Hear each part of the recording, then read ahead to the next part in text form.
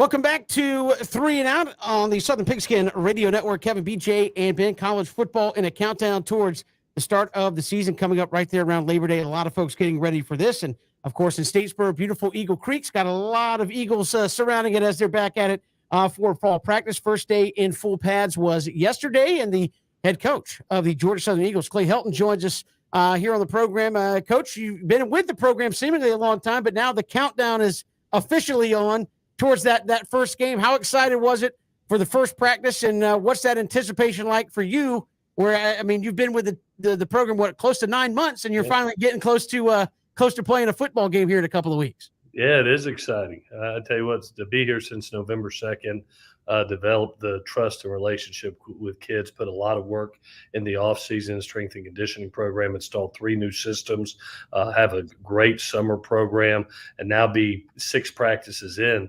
It's time. It's getting close to time to get on that football field. So we're really excited here. Camp is going great. We look forward to the opening game in Paulson, and it's that time. And after 9 long months of work, it's going to be fun to go out and play a game. Coach, what are your priorities here in fall camp, the priorities for you and your staff? Yeah, it's really now, we basically built our culture in the off season. We put in those systems in spring, and now it's really to develop the depth chart. We brought in 33 newcomers into this with last year's class, evaluating them, see who fits best in our systems to date, and to walk out there with a group that is ready to compete in game one. And the guys are competing at a really high level on both sides of the ball and in all 3 phases. So it's been an ultra competitive camp. We've got a big scrimmage coming up this Saturday, another one coming up next Saturday in Savannah. And that should dictate kind of where we are at going into game one. Coach, what are you looking? My fault. Having some little apologies. What are you looking for specifically? Though I know as a coach, you talk about how competitive it is, but I always had coaches tell me, Ben, no, it has to look a certain way. Like, I know we got the athleticism. What are you looking for specifically to say, listen, I know you can backpedal, I know you can run, I know you can hit, but we have to practice and look a certain way when we out there? Yeah, you will always want a consistent football player, a guy that produces day in and day out, that doesn't have bad days with his production. And so, the more consistent you are as a player, the more opportunities that you're going to get. And these guys we're working 3-4 groups right now, each and every day. We've got 110 members that just went to camp. Now we started school today, so our roster goes up, in the 130s. And so we have a full team now, and to be able to see those kids over the next 2 weeks, it's going to be a lot of fun, and see who is the consistent, who does produce each and every day, and who does it at the highest level. And the guys that play the best, no matter where you're from, no matter what class you're in, it doesn't matter how old, how young, this game is dictated on who's playing the best in the moment. Clay Helton, Georgia Southern head coach, joining us here on 3 and Out. And I know you're transitioning away from the option, not necessarily the Paul Johnson option, but an option-based scheme nonetheless. Have you found in that you have a lot of what I guess I would call hybrid players in that? Has it been an easier transition because you have guys that maybe were running back and play slot, maybe they could play DB, have you found that kind of process to be interesting at, I guess, the versatility potentially of your roster here? Yeah, that was a big shock to me when I got here. And remember, I had 3 games, which was the greatest gift you can give any head coaches, to be able to evaluate the last 3 games of the season and see who's actually on the team and see your needs was critical. And to my pleasant surprise, there were 5 kids on this team that really stood out at receiver. That we were like, oh my gosh, yeah, we can do what we want to do, which is a physical style run game that can be explosive down the field with vertical passing game. We added another 6 scholarship wide receivers through the signing class. It really bolstered that room and brought competition to that room. And now you're looking at almost a 3 deep that anybody that we walk out there, we feel really confident in. And you add Kyle Van Treese and a bunch of young quarterbacks that can spin it and are pretty good gunslingers. Now it marries up with a running game that's going to feature a Jalen White and a Gerald Green, some newcomers that are coming in like Amari Arnold, possibly Terrence Gibbs when he's fully healthy.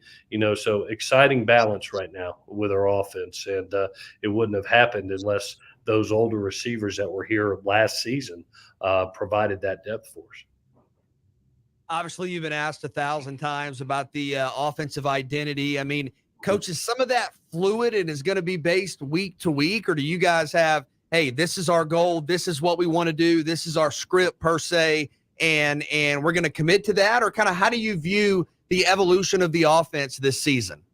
Yeah, we're 21 practices in. We've had 15, spring practices, 6 now in training camp. So we got a pretty good feel of where we're at, and we like our weapons. I think every skill kid on this team is going to be productive across the board at wide receiver, tight end, running back, quarterback. I like our offensive line. They have probably developed the most because they were a majority run football team that has really learned pass protection technique and fundamentals, and it was really come on fast. And so right now where we're at, I truly believe we can be that balanced offense that can be explosive down the field, but still be physical in the run game in between the tackles. Coach, once Coach Ellis's offense is fully installed, obviously he wants to throw the ball a lot, wants to play the up-tempo offense. How much better is it going to make your defense? I know they're not going to see that type of offense every day in the Sun Belt, every week in the Sun Belt, but how much better does it make a defense to know that, look, man, if you can stop the pass, make a team, one-dimensional, it gives you a better shot of being, a top-ranked defense? Yeah, when you're playing the better teams in the country, and it doesn't matter if it's NFL or college football, you look at the teams that are elite in the country, they know how to throw the football. And they know how to get it down the field. And so to be able to do that on a consistent basis in every practice, you're going against the quality receivers and quarterbacks that our DBs are having to go against. It makes you a better defense. Plus the tempo, the conditioning that you're getting in practice, you probably won't see that tempo on any Saturday. It's going so fast. So it slows down the game. And I've had our kids come to me and say, "Well, Coach, we won't face anything this fast in our league." And I said, "Yeah, that'll make it easier. It's going to make you a better condition. You're going to be when the fourth quarter hits, you're just going to be hitting your stride." And so it has been a benefit to our defense, and I hope it's a benefit the most to our defense in the amount of points that we score. I thought our defense held us in a lot of games last year, kept it close, and now hopefully with a more productive offense that puts more points on the board, we can now complement that defense that is a physical defense that really kept us in games last year. Coach, your first month, Morgan State, Nebraska, UAB, Ball State. Obviously, you're going to see a little bit of everybody right there in the first month. When you're putting this together, and you said you got 3 games to kind of see where you're at. How quickly do you think this group of guys has grasped what you guys are trying to implement, and how quickly do you think that translates to the game day field when the other team obviously doesn't know what you're trying to do, play in and play out? Yeah, it's going to be it's going to be interesting. Anytime you have 33 newcomers that haven't really stepped onto the college football field as a coach, you go, okay, how is this going to look? Right. Are they going to have the deer in the headlights eyes, or are they just going to walk out there and it's just like practice? We're going to try a couple simulations. We got a big scrimmage this Saturday with a lot of our alumni that'll be in the stands coming down to Savannah at Memorial Stadium, where that's going to be open to our fans, and hopefully where they're playing in front of some people, get some of those performance jitters out of them before that opening ball game. But I really believe if the good Lord will keep us healthy with the upper echelon of our group, I think we got a great opportunity to do some special things this year. You open up Sun Belt Conference play at Coastal Carolina on October the 1st. A lot of people around the country are talking about the Sun Belt and the talent and the depth of the league. What are your expectations for the Sun Belt this season, and what's it going to take to be successful in that league? Yeah, what a highly competitive league. I'm going to tell you, this is going to be one of those. It's going to be the premier group of 5 league in the country over the next couple of years. I truly believe you're going to look up and you're going to see 2, 3, 4 top 25 teams coming out of this league. Between the quality of the players that are in this league, the quality of coaches, the one thing I've been telling our team is how important it is going to be able to stay in the moment and to truly focus on this week and this day and try to go 1-0 this week. Don't get get caught up in the next week or what's after it. Don't think about what's coming down November. In this league, if you don't give your absolute best effort and focus towards the opponent that you have and don't do the best job that you can do, you're going to get your butt beat. And so we know that, especially, you look at that east side that has had a lot of success with the teams that have been over there in the past couple of years.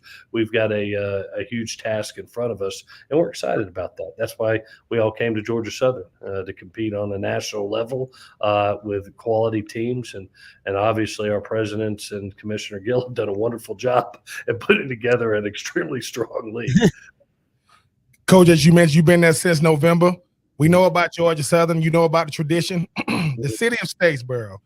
I mean, they've been embracing you since you've gotten there. I don't know how many restaurants. There's a bunch of them there these days. It's, Statesboro is bougie these days, Coach. They got big time restaurants down there now. But talk about the city itself and how it's wrapped its arms around you and the missus and making sure you guys know the look. We know you the head coach of Georgia Southern, which you're going to be the most visible person there. But how has the city embraced you? Yeah, whether it's been Statesboro, whether it's been South Georgia, Savannah, I tell you what, I've been blown away by the community. I've been blown away by the people. You hear it. I mean, I've been in college football for 27 years. You know the history of Georgia Southern, the tradition of excellence, and you hear about what a great place it is to live and the people that are around you. And now having my boots on the ground and being here since November, I can tell you it's honestly true. I mean, from the friendships and support of the alumni and just the fan base, has been stellar. And, obviously you're in the honeymoon phase, but there is a genuineness to how much they love this university and they want to see it be great. And that's our job as coaches and as players and as staff to go win championships and win championships for them, because obviously they're giving us the resources that we need to go be champions. Now, Coach, obviously before we let you go, you've been practicing. It's 100 degrees outside. Have you snuck off to just go baptize yourself in Eagle Creek, beautiful Eagle Creek over there? How many times have you been in that thing?